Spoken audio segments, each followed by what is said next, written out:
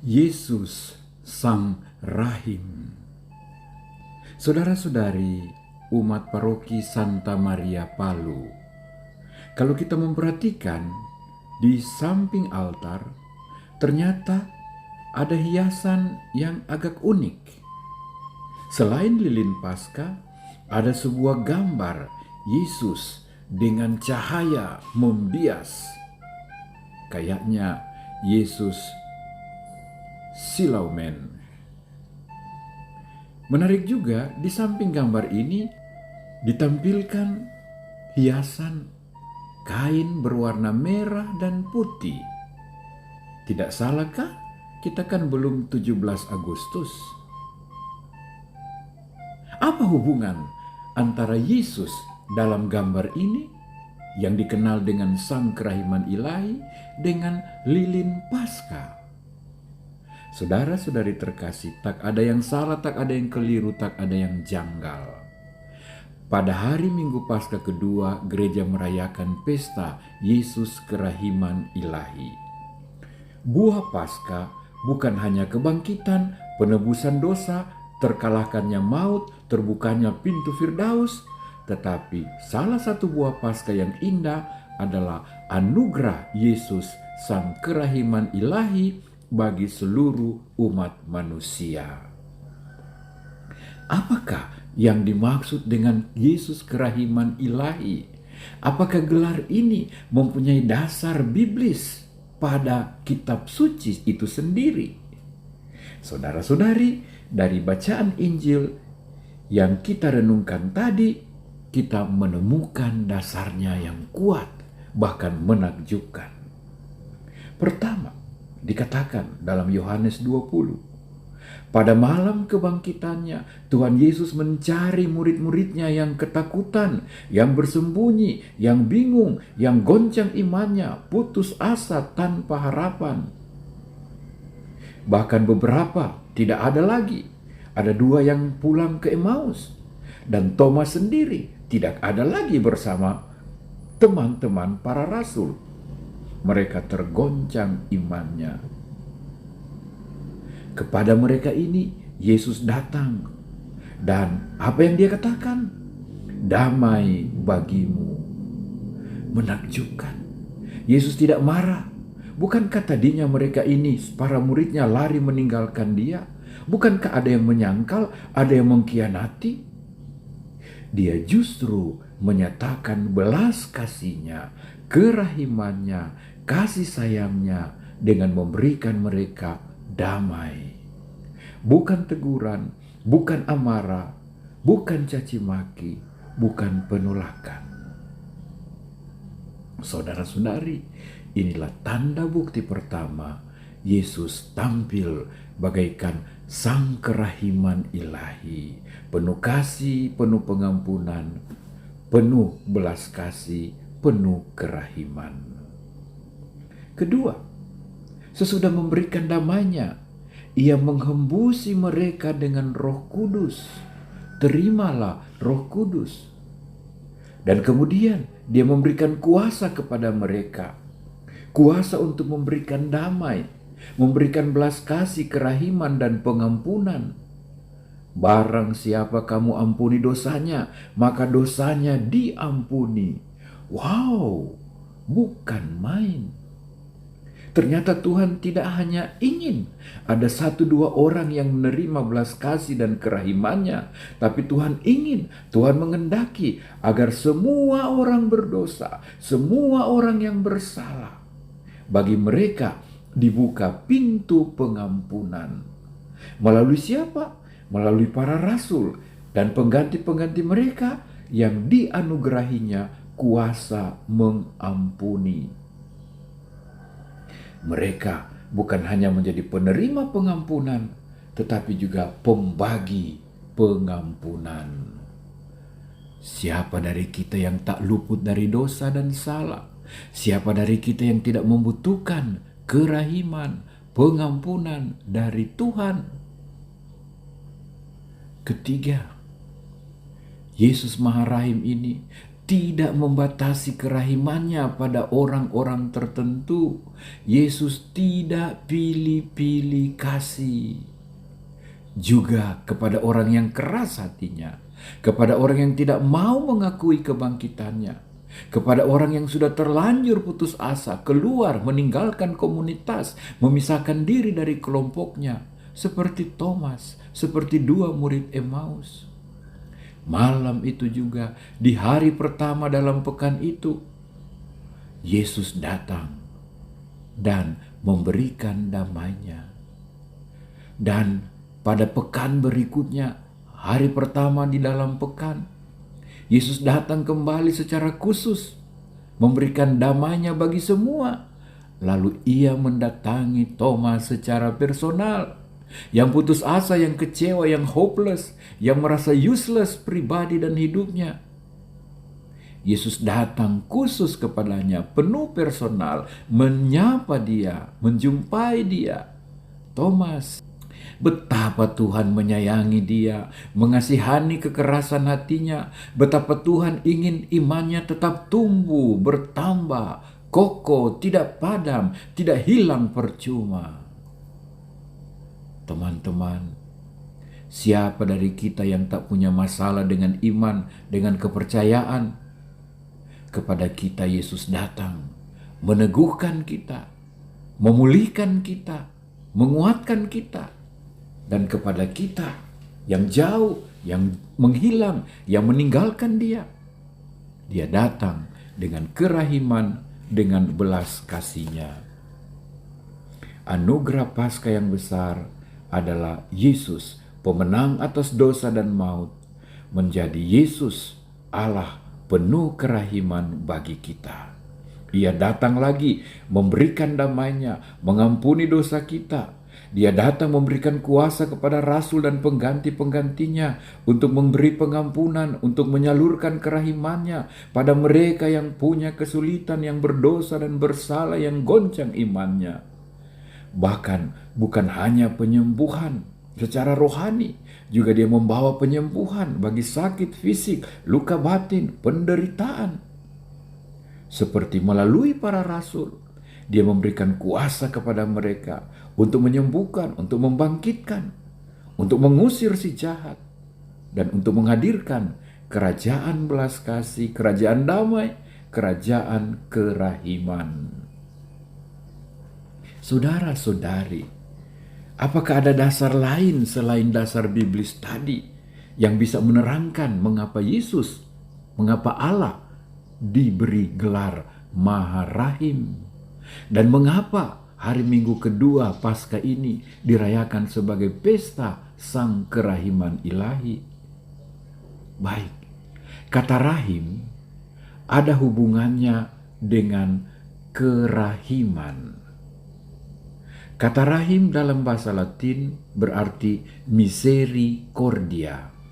Terdiri dari kata miseria dan cor. Miseria artinya kemalangan dan cor hati.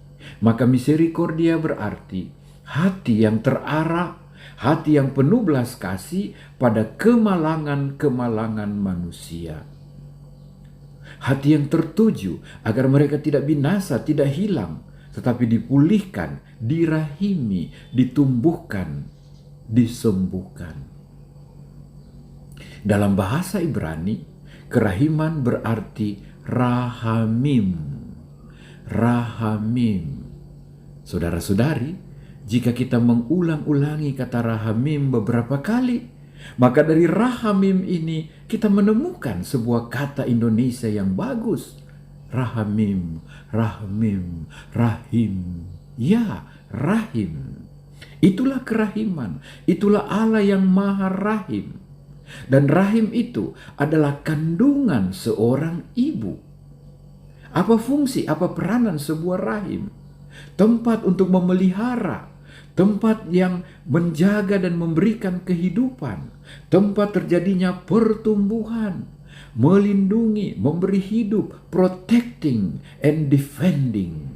Persis seperti rahim mama, rahim ibu yang memberi hidup pada kita selagi kita masih janin, kecil, lemah, tak berdaya, butuh perlindungan, butuh peneguhan dan kekuatan. Begitulah Allah yang rahim, Kristus yang maha rahim, terarah kerahimannya pada setiap manusia. Bukan hanya yang ada dalam kandungan ibu, bukan hanya yang ada dalam rahim mama, tapi di rahim gereja, di rahim bunda gereja, tubuh mistik Kristus. Kerahiman Allah, kerahiman Kristus tertuju, terarah pada kita semua. Agar kita hidup, tumbuh, apapun dosa dan salah kita, apapun luka, sakit, trauma, penyakit kita. Tuhan ingin kita pulih, Tuhan ingin kita sembuh, didamaikan dengannya, diampuni, ditebus, dan diselamatkan. Tuhan ingin kita hidup, terselamatkan, terbebaskan dari miseria, dari kemalangan-kemalangan kita. Sesungguhnya kita sudah mati oleh dosa, tapi kita beroleh belas kasih kerahiman Tuhan yang bagai samudra tanpa batas, bagai sumur belas kasih takkan pernah tertimba habis.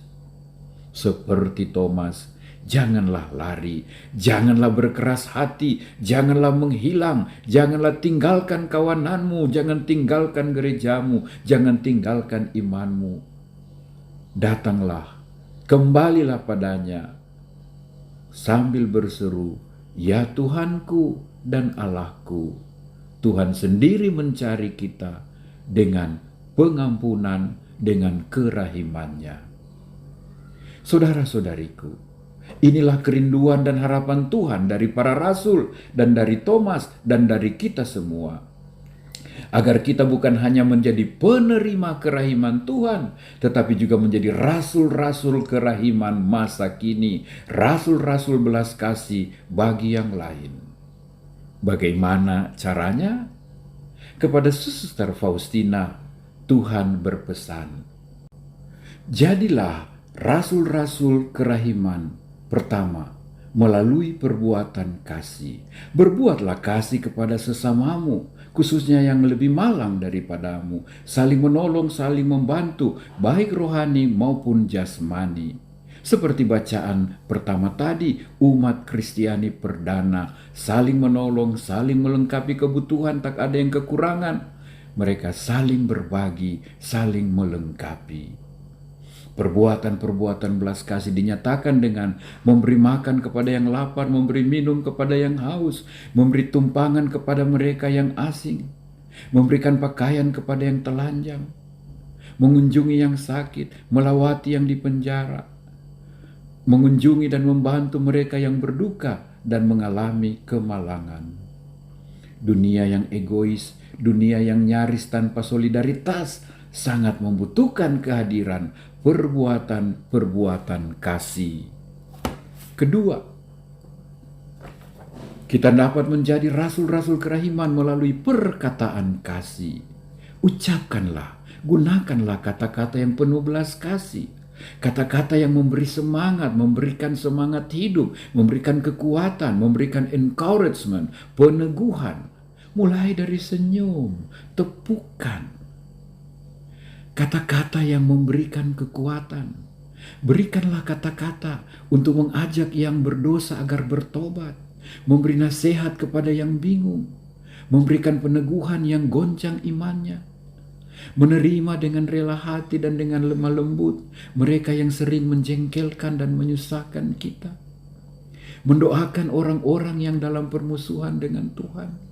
Melalui kata-kata yang penuh persahabatan, kata-kata yang memberikan dukungan. Secara sederhana, dengan kata-kata thank you, dengan kata-kata sorry, minta maaf setiap kali ada salah dan kekurangan. Juga dengan kata-kata please, minta tolong pada yang lain. Saudara, dunia kita penuh kebencian, penuh kekerasan, termasuk kata-kata kotor, kata-kata rasial, kata-kata syarat benci, bermuatan kebencian, hate speech, hoax. Mari kita kalahkan semuanya itu dengan kata-kata, dengan ungkapan-ungkapan, dengan bahasa hati, bahasa cinta, bahasa kasih.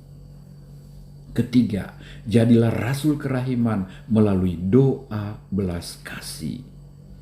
Kita dapat mendoakan orang-orang yang keras hatinya, orang-orang yang bersikukuh dalam dosa, orang-orang yang mau hidup dalam permusuhan dengan Tuhan. Kita dapat mendoakan jiwa-jiwa yang meninggal agar berdamai dan mencari Tuhan kembali, agar Tuhan melembutkan hati mereka. Sang kerahiman ilahi sangat penuh kuasa, dapat mengerjakan apa saja yang kita minta dan pohonkan. Yesus berpesan, berdoalah setiap jam 3, jam kerahiman, saat dia wafat di salib, saat dia membukakan Firdaus bagi penyamun yang berdosa. Berdoalah bagi jiwa-jiwa di api penyucian. Berdoalah bagi jiwa-jiwa yang meninggal. Berdoalah bagi kaum keluarga, sahabat, kenalan yang hidup jauh dari Tuhan, yang hidup dalam permusuhan dengan Tuhan, yang hidup dalam permusuhan dan kebencian dengan sesama saudara satu sama lain. Doa adalah pelayanan kasih yang tersembunyi, namun tak luput dari pandangan mata rahim Tuhan. Saudara-saudari, majalah Time pernah memuat sebuah foto di cover depannya. Ada seorang narapidana duduk membungkuk, dan di depannya ada seorang berjubah putih juga membungkuk. Mereka bercakap-cakap bagai anak dan bapa penuh kasih, berbisik-bisik begitu personal dan rahasia. Seluruh dunia mengenal siapa mereka. Sang narapidana adalah Mehmet Ali Akca, spesialis penembak jitu, sementara yang berjubah putih adalah Yohanes Paulus II, orang yang mau dibunuh dan telah ditembak oleh Mehmet dengan 2 peluru dari jarak 4 meter. Sesudah kesembuhannya, Yohanes Paulus II, sang paus kepala gereja, datang, mengunjungi, menjumpai. Dia memeluk, merangkul, dan memaafkan sang pembunuhnya. Inilah 3 hal yang diminta oleh Yesus: perbuatan kasih, kata-kata kasih, dan doa kerahiman. Inilah juga tugas kita, membagi kerahiman Tuhan melalui perbuatan, perkataan, dan doa. Inilah juga hak banyak orang mendapatkan kerahiman Tuhan, apapun dosanya. Damai bagimu, damai bagi semua orang. Amin.